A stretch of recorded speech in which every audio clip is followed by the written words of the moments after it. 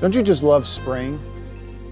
I mean, everything is budding and blooming and coming back to life, and it's getting warmer out. And I can't tell you how many times I've looked at a tree or a plant or a flower that we had planted the year before and thought, well, there's no way that made it through the winter. It was just too harsh and too cold, only to be surprised to see it budding days later.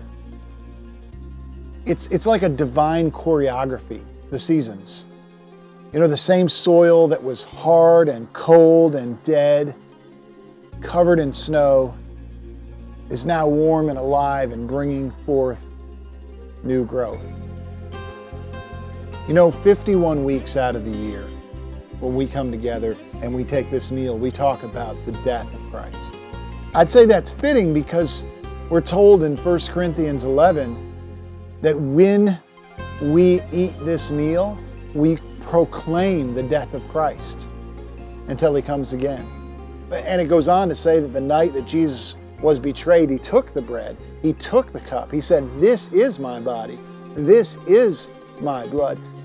Surely He went to the cross. He died. His body, His blood were given that we would remember His death. But that's the winter. That's the winter of the soul. 1 week out of the year, we get to come and remember and be reminded that death is not the end of the story. Easter reminds us that the winter is getting ready for the spring.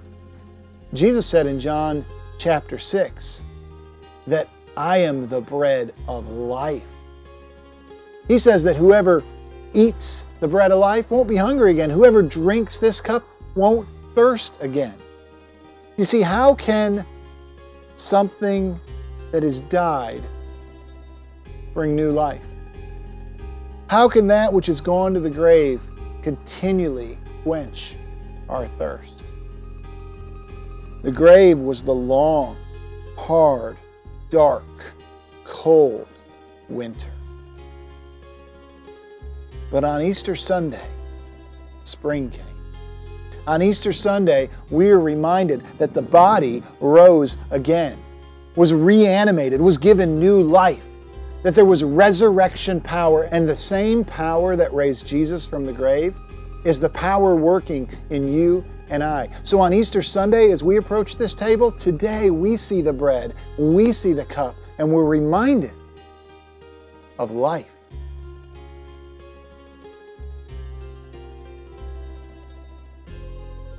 You know, when you look at the cold, hard ground of winter, when you look at the dark, short days, you have to remember that spring is coming. And when you look at the grave, when you look at the cross, when you look at the sacrifice of Jesus, when you look at His death, you have to remember that resurrection is coming. And when you look at your life, and you look at your struggle, and you look at your sin, and you look at your pain, you need to remember that today, on Easter morning, in the body and the blood of Christ, you are promised new life. You are promised forgiveness of sins, and you are promised a God who's going to wipe every tear away. So eat and be filled and drink and never thirst again.